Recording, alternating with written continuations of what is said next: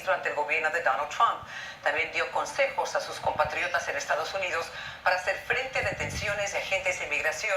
Y como nos dice Jessica Cermeño, Videgaray hizo énfasis en la ayuda que se estaba brindando a través de los consulados.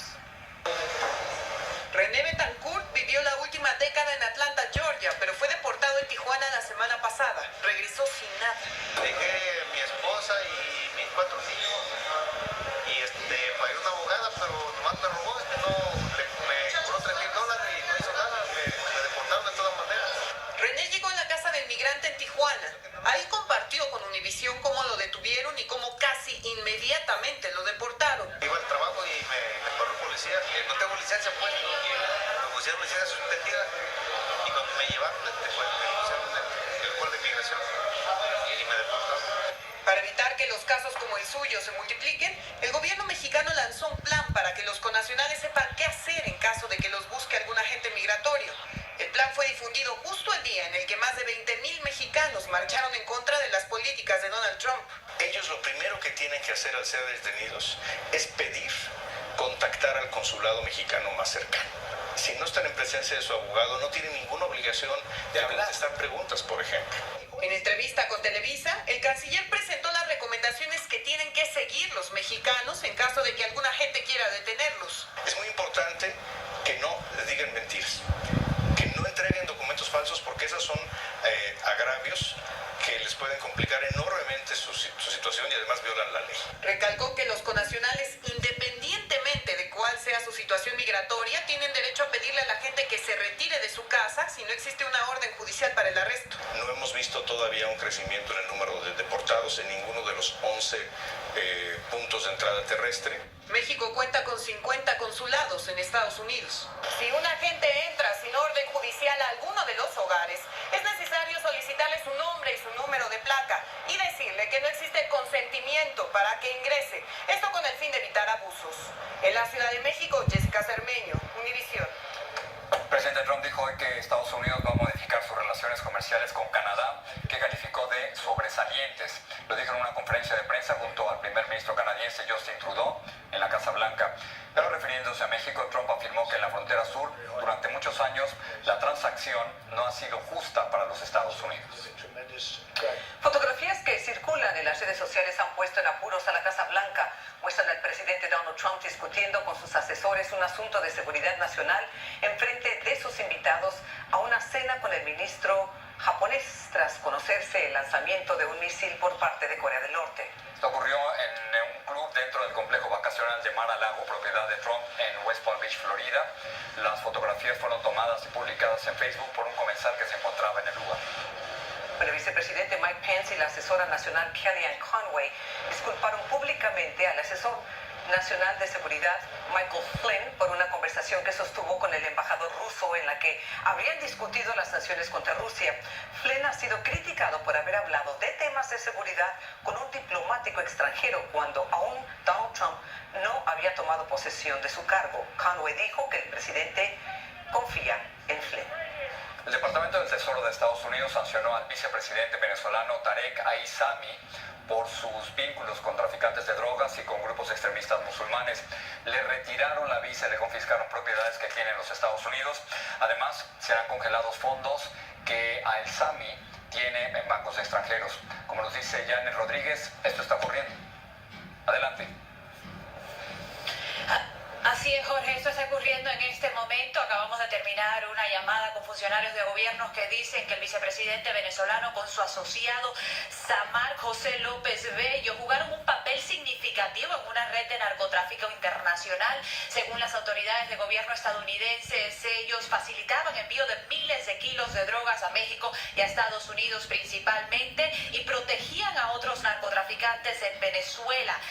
La investigación es el resultado, dicen, de una investigación que ya lleva años antes de que el Aissami fuera nombrado vicepresidente de Venezuela. Ahora, como bien dices, esto significa que se le anula su visa, le confiscan propiedades en Estados Unidos y le prohíben realizar transacciones financieras o comerciales con instituciones estadounidenses. Por lo menos 8 compañías compañías venezolanas y 5 compañías americanas, la mayoría basadas en Miami, Florida, habían estado también involucradas en esta red de narcotráfico. Según las autoridades, esta es una designación, o no es una designación política, es una designación financiera, y al momento el Departamento de Justicia no se ha pronunciado si va a imponer cargos federales en contra del vicepresidente. Mientras tanto, el senador de la Florida, Marco Rubio, ya ha felicitado al gobierno por estas sanciones y las autoridades venezolanas no se han pronunciado. Regreso contigo.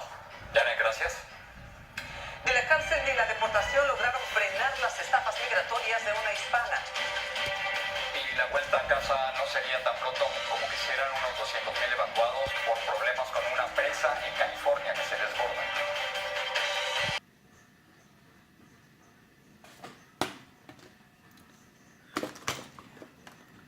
Regularizar su situación migratoria.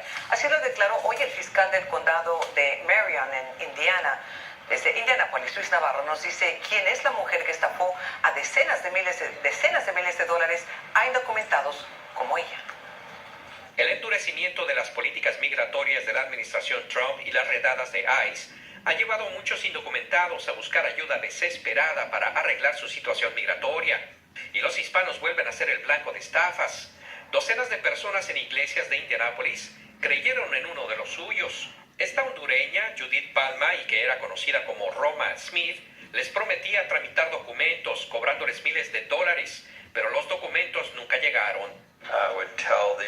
Palma les dijo a las víctimas que tenía un contacto, que era abogada en la oficina de inmigración de Indianápolis y que podía ayudar a las personas indocumentadas a recibir papeles. Porque ella decía que los que éramos residentes nos iba a ser ciudadanos, los que tenían un permiso les iba a dar una residencia, los que querían visas con ella podía agarrar una visa, entonces todos caímos. A ella le prometió que traería a sus 2 hijos adolescentes de su país, pero terminaron con el corazón destrozado por la mentira. El dinero es algo que va y viene, pero lo que ella hizo, a mí, tanto yo le hablo de mi persona, a mí me lastimó tanto física, mental y emocionalmente, porque jugó con mis sentimientos como nadie lo había hecho. Jugar con los sentimientos de una madre que tiene 12 años de no ver a sus hijos, eso no tiene nombre. Judith Palma ha sido acusada de 17 cargos de hurto por presuntamente haber tomado casi $68,000 de 31 víctimas. Pero esta no es la primera vez que Judith Palma comete este fraude por el que ahora se le acusa. En el 2009 cometió un fraude similar en Indianápolis. En ese entonces ella fue sentenciada a 2 años de prisión y luego fue deportada y regresó al país. Le recomendamos siempre a la gente, primero, que eviten ir a gente que no sean abogados, obviamente. Y segundo, si usted cree que es la víctima de un delito, que por supuesto recurra a la policía. Judith Palma le robó el sueño a muchas personas que asisten a esta iglesia a mi espalda, pero las autoridades creen que hay cientos de víctimas más. Si usted es una de ellas y vive incluso en otro estado, el fiscal del condado de Marion en Indiana le pide que se comuniquen con ellos inmediatamente. En Indianápolis, Indiana, Luis Navarro, Univisión. Los 200,000 evacuados en California por el riesgo de un derrumbe de un desagüe de emergencia en la presa Oroville pasarán largo tiempo en los albergues. Un alguacil dijo hoy que no podrán volver a su casa hasta que se repare la falla. Y una posibilidad de arreglarla sería lanzando rocas desde helicópteros hacia la parte desgastada de la presa. Luis Mejid salió a investigar esta emergencia. Millones de galones continúan escapando de la represa más alta del país. Que el temor de una falla catastrófica en una válvula de emergencia obligó anoche a ordenar la evacuación de casi 200,000 personas.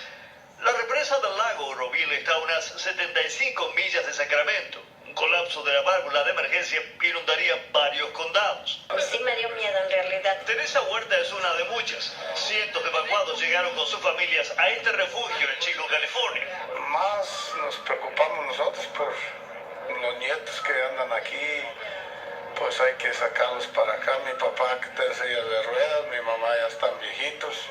El problema aquí es que los evacuados no saben cuándo podrán regresar a sus hogares y si regresan, por cuánto tiempo se podrán quedar en sus casas, porque aunque la crisis de hoy se supere, todavía vienen más tormentas con bastante lluvia en el resto de la semana. This is still a dynamic situation.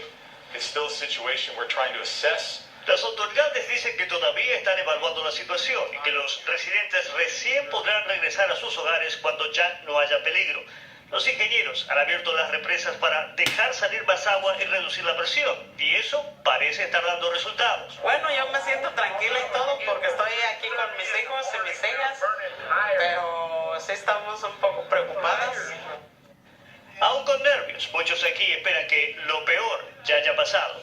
En Oroville, California, Luis Mejid, Univisión.